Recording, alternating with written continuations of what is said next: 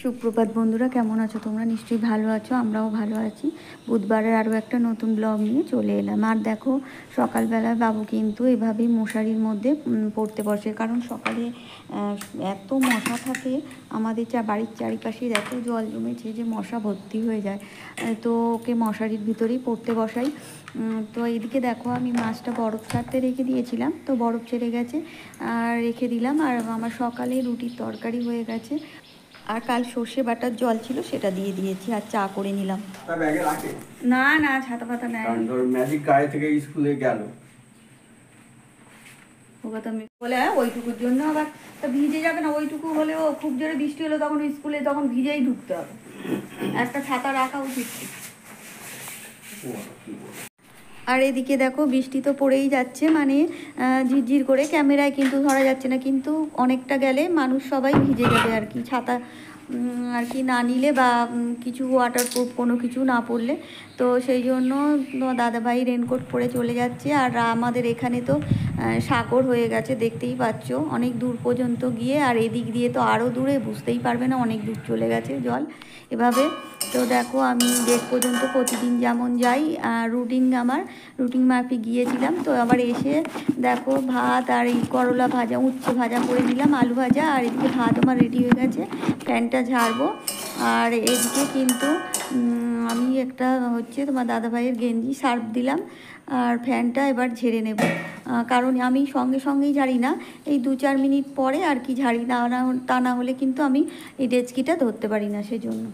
তো ভাতটা ফ্যান ঝাড়ার পর দেখো, আমার একটু কলের কাজ বাকি আছে, সেগুলো সেরে নেব। তারপর ইলিশ মাছের ঝোলটা করব। মাছের ঝোলটা এমনি কলা আলু দিয়ে নর্মাল করব, কাঁচা লঙ্কা দিয়ে, আর কোনো সর্ষে বাটা কিচ্ছু দেবো না। কারণ হচ্ছে আগের দিন বাবুর গ্যাস হয়েছিল, তো সেই কারণে ভাবছি একদম নর্মালভাবে করব।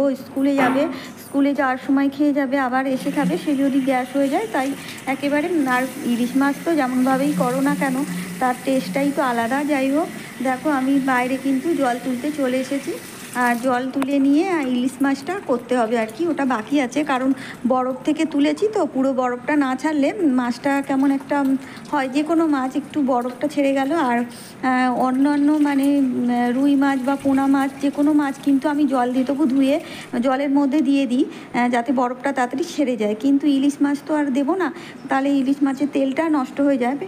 আর ইলিশ মাছ বারবার করে ধুতেও নেই, আর বেশি মানে ধুতেও নেই, জানো, কচলে ধুলে কিন্তু তার তেলটা নষ্ট হয়ে যায়।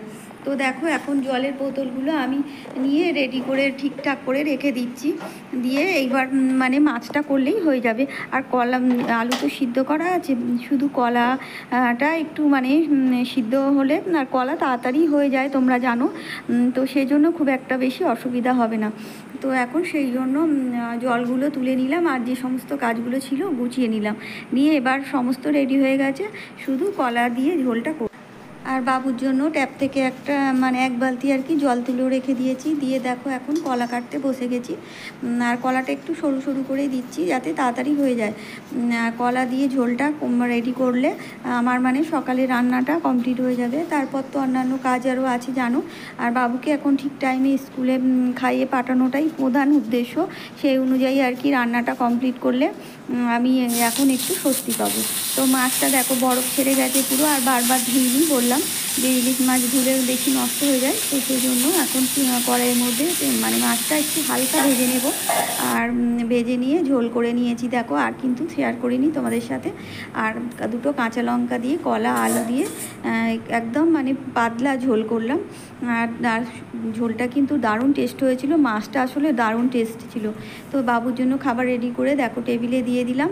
আর ও স্নান সেরে মানে ঠাকুরকে ধূপ দেওয়া হয়ে গেছে, ও এখন খেতে বসে পড়ছে, আর আমি একটু ওর মাছটা ছাড়িয়ে দেবো। যাই মাছ হোক না কেন, আমি প্রতিদিনই ওর স্কুল যাওয়ার সময় ছাড়িয়ে দিই, আর স্কুল থেকে বাড়ি আসলেও অবশ্য ছাড়িয়ে দিতে হয়।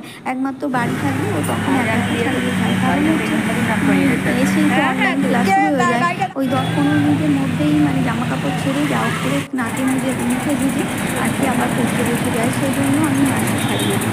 দেখো, বাবা এই গাড়িটাতে উঠে চলে গেল। আসলে তোমাদের আমি মানে ঠিকঠাক করে ও যখন উঠছে তখন ওর দিকে খেয়াল রাখতে গিয়ে না, ওর দিকে অ্যাটেনশান দিতে গিয়ে আমি কিন্তু কোনো দিনই ভিডিও করে দেখাতে পারি না যে ও অটোতে উঠছে। আসলে এত জল, ওর দিকে খেয়াল রাখতেই বেশি ব্যস্ত থাকি আমি।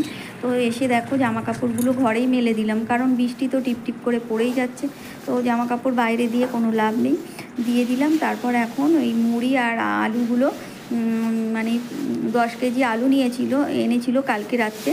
তো আমি কিছুটা রান্নার জন্য কেটে নিয়েছিলাম আর বাকিটা গুছিয়ে রেখে দিলাম। আর মুড়িটা ঢেলে নিলাম, কারণ মুড়ি আমাদের প্রচণ্ড লাগে সকাল বিকেল খেতে। আমার তো মানে কি বলবো, মানে সকালেও খাই আর রাত্রেও খাই, তো আমার বেশি লাগে। তো এখন ফলগুলো দেখো পুজোর জন্য রেখে দিলাম, 2টো ফল, একটা আপেল আর একটা নাশপাতি, আর বাকিটা ধুয়ে নিচ্ছি। আর কালকেও দেখলে কেটেছিলাম। তো এখন চলে এসেছি সিঁড়িটা ঝেড়ে মুছে নিতে, কারণ সিঁড়িটা আজকে মুছবো না, যদিও ঝেড়ে নেব। সমস্ত ঝাড়তে আবার রেলিংটা মোছা হয়নি, কালকে রেলিংটা মুছে আর একেবারে সিঁড়িটা মুছে নেব, ধাপগুলো। তো আজকে ভালো করে, যেহেতু বুধবার, একটু ঝাড়াঝুড়ি করে নিলাম। আর বৃহস্পতিবার দেখো এইসব ঝুলঝুল বা কোনো কিছু ঝাড়াঝুড়ি আমি করি না, সেই জন্য আজকে এটা করে রাখছি। কালকে বা তার পরের দিন, যেদিন হোক একদিন আর অন্য মোছাটা করে নিতে পারবো। মোছা করতে খুব একটা অসুবিধা হয় না, কিন্তু ঝাড়া তো সব দিন হয় না, সেই জন্য এই কাজটা করে নিলাম।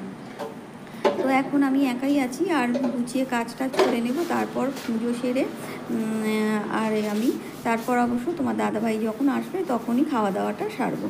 তো জানলাগুলো একটু ভালো করে ঝেড়ে নিচ্ছি, কারণ ধুলো ময়লা তো ভর্তি হয়ে থাকে। আর সিঁড়ি দেখবে সবসময়, যেহেতু আমরা উপরে থাকি না, সবসময় কিন্তু মোছা হয় না। ঘর বারান্দা দালান যেগুলো আর কি সবসময় ব্যবহার করা হয়, সেগুলো তো প্রতিদিনই সবসময় মোছা হচ্ছে। তো আমার সমস্ত বন্ধুদের অসংখ্য ধন্যবাদ জানাই, এভাবেই আমার পাশে থেকো।